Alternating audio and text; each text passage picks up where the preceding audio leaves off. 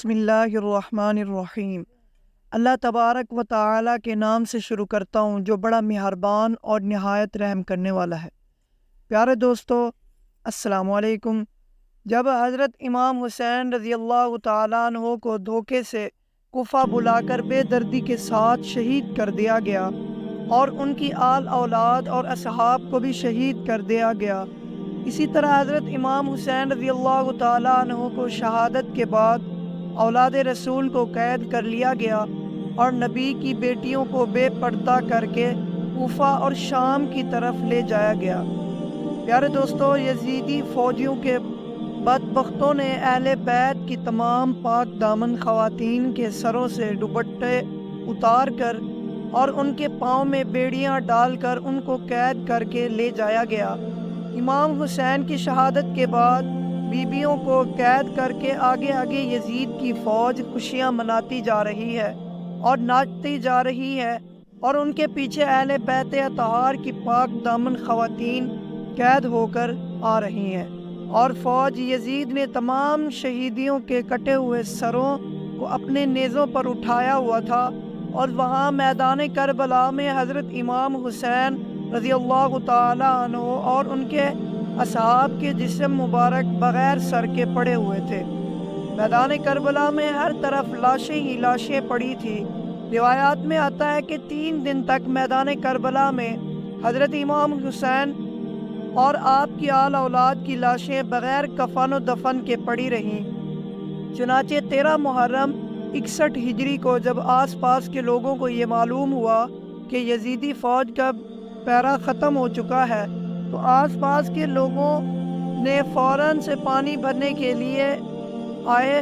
بنی اسد کی کچھ عورتیں جب نہر فرات سے پانی بھرنے کے لیے آئیں تو انہوں نے یہ منظر دیکھا کہ میدان کربلا میں ہر طرف لاشیں بکھری پڑی ہیں، کسی کا بازو کہیں پڑا ہے تو کسی کا جسم کہیں پڑا ہے تو کسی کے پاؤں کہیں پر پڑے ہیں۔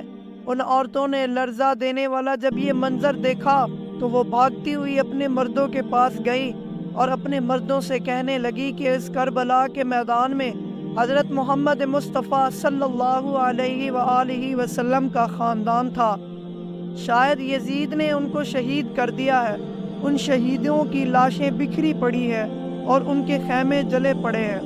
وہ عورتیں اپنے مردوں سے کہنے لگی کہ آؤ ہم چل کر آل رسول صلی اللہ علیہ وآلہ وسلم کے شہیدوں کو دفن کرتے ہیں۔ ان عورتوں کی یہ بات سن کر ان کے مرد ان عورتوں سے کہنے لگے کہ تم پاگل ہو گئی ہو، آل رسول کو یزید نے قتل کیا ہے، اگر ہم ان کو دفن کریں گے تو یزید کہے ہمارا دشمن نہ بن جائے اور کہیں ہم کو بھی قتل نہ کر دے، تم اس بات کو چھوڑ دو، کوئی نہ کوئی آئے گا تو ان کو دفن کر دے گا۔ اپنے مردوں کی یہ بات سن کر وہ عورتیں اپنے مردوں سے کہنے لگی کہ تعجب کی بات ہے تمہارے ایمان پر، تم لوگ رسول اللہ صلی اللہ علیہ وسلم کا کلمہ پڑھتے ہو اور ان کی آل اولاد سے یہ محبت رکھتے ہو۔ یاد کرو کہ حضور پاک صلی اللہ علیہ وآلہ وسلم نے کیا فرمایا تھا کہ میں تم لوگوں سے کچھ نہیں مانگتا سوائے اس کے کہ تم لوگ میری آل اولاد سے محبت کرو۔ اس طرح یہ عورتیں اپنے مردوں سے کہنے لگی کہ اگر تم لوگ نہیں جاتے تو مت جاؤ، ہم جائیں گے حضور پاک صلی اللہ علیہ وسلم کی آل اولاد اور ان کے نواسے کو دفن کرنے کے لیے۔ پیارے دوستو، بات جب یہاں تک آ پہنچی تو ان مردوں میں سے چند مردوں کی غیرت جاگ اٹھی اور وہ اپنے عورتوں کے ساتھ میدان کربلا میں پہنچے۔ بس جب یہ لوگ میدان کربلا میں پہنچے تو اس منظر کو دیکھ کر خون کے آنسو رونے لگے اور سوچنے لگے کہ ان کو کیسے دفن کریں۔ انہوں نے دیکھا کہ میدان کربلا میں جتنے بھی شہید موجود ہیں، کسی کے تن پر سر نہیں تو کسی کا بازو نہیں تو کسی کے جسم کے ٹکڑے ٹکڑے ہوئے پڑے ہیں۔ یہ منظر دیکھ کر وہ حیران و پریشان ہو گئے اور سوچنے لگے کہ ان کو کیسے دفن کیا جائے۔ پھر اس کے بعد انہوں نے یہ سوچا کہ ایک بہت بڑی قبر بنائی جائے اور ان کے اندر تمام شہیدوں کو ایک ساتھ دفن کر دیا جائے۔ یہ لوگ شہیدوں کو دفن کرنے کے لیے قبر کھود ہی رہے تھے کہ اچانک گھوڑا سوار ان کے پاس آیا۔ یہ منظر دیکھ کر یہ لوگ سوچنے لگے کہ شاید کوئی سپاہی ہے یہ لوگ اس سے پوچھنے لگے کہ تم کون ہو؟ وہ گھوڑا سوار بولنے لگا کہ میں رسول اللہ صلی اللہ علیہ وآلہ وسلم کے نواسے کا بیٹا زین العابدین ہوں۔ یہ منظر دیکھ کر تمام لوگ زاروں کی طرح رونے لگے۔ اس کے بعد حضرت امام زین العابدین نے زمین پر ایک کپڑا بچھایا اور حضرت امام حسین رضی اللہ تعالیٰ عنہ کے اعضاء کو اکٹھا کرنا شروع کر دیا۔ کہیں سے امام حسین رضی اللہ تعالیٰ عنہ کا ہاتھ مبارک ملتا ہے۔ اس طرح حضرت امام زین العابدین نے حضرت امام حسین رضی اللہ تعالیٰ عنہ کے تمام جسم کے حصوں کو جمع کیا اور ایک مقام پر اکٹھا کر لیا، اور جب حضرت امام زین العابدین حضرت امام حسین رضی اللہ تعالیٰ عنہ کو دفن کرنے کے لیے میدان کربلا میں زمین کو کھو جاتے ہیں تو دیکھتے ہیں کہ ایک جگہ پر پہلے سے ہی قبر بنی ہوئی ہے۔ چنانچہ حضرت امام زین العابدین نے حضرت امام حسین رضی اللہ تعالیٰ عنہ کو اس قبر کے اندر دفن فرما دیتے ہیں، اور ان کے ساتھ حضرت امام زین العابدین اپنے بھائی حضرت علی اصغر اور حضرت علی اکبر کو بھی دفن کر دیتے ہیں، اور میدان کربلا میں ایک قبر بنا دیتے ہیں، اور وہاں دوسری طرف جو ان لوگوں نے ایک بہت بڑی قبر کھودی تھی، وہاں اس قبر میں کربلا میں موجود تمام شہیدوں کو اس قبر کے اندر دفن کر دیا جاتا ہے۔ پیارے دوستو، میدان کربلا میں موجود اس جگہ کو آج بھی گنج شہیدان کہا جاتا ہے، جہاں تمام شہداء کربلا کے جسم مبارک ایک ساتھ دفن کیے گئے ہیں۔ اس طرح جب تمام شہداء کربلا کو دفن کر دیا گیا تو کسی نے کہا کہ ایک شہید کو دفن کرنا ابھی باقی ہے، کوئی بڑے صحابی ہیں ان کو ابھی تک دفن نہیں کیا گیا۔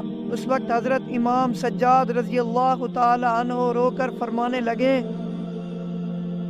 کہ یہ حبیب ابن مظاہر ہے۔ آپ علیہ السلام فرمانے لگے کہ اللہ تعالیٰ یہ چاہتا ہے کہ ان کو ایسی جگہ دفن کیا جائے کہ جہاں پر جب بھی کوئی حضرت امام حسین رضی اللہ تعالیٰ عنہ کے پاس آئے تو ان کو سلام کر کے آئے۔ اس کے بعد حضرت حبیب رضی اللہ تعالیٰ عنہ کو دفن کیا۔ جب سب لوگ دفن کر کے جانے لگے تو کسی نے کہا کہ ٹھہرو، ابھی ایک اور شہید کو دفن کرنا باقی ہے۔ تو لوگ نے کہا کہ تمام شہیدوں کو دفن کر دیا ہے، اب کون سا شہید باقی ہے؟ تو حضرت امام سجاد علیہ السلام فرمانے لگے کہ آؤ نہر فرات کے کنارے۔ جب تمام لوگ وہاں پر پہنچے تو دیکھا کہ حضرت عباس رضی اللہ تعالی عنہ کا ایک بازو پڑا ہے۔ جب لوگ تھوڑا آگے بڑھے تو دیکھا کہ حضرت عباس رضی اللہ تعالی عنہ کا دوسرا بازو پڑا ہے، اور حضرت عباس رضی اللہ تعالی عنہ کا جسم مبارک وہاں پر موجود ہے جہاں پر آپ لڑتے لڑتے شہید ہوئے تھے۔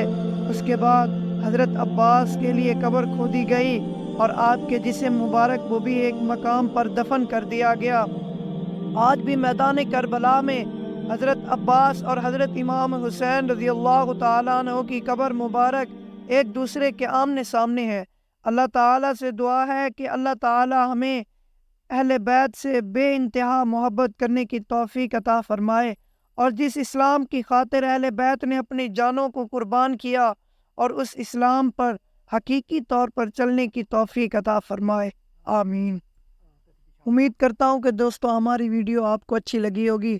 ویڈیو اگر اچھی لگی ہو تو ویڈیو کو لائک اور شیئر ضرور کریں۔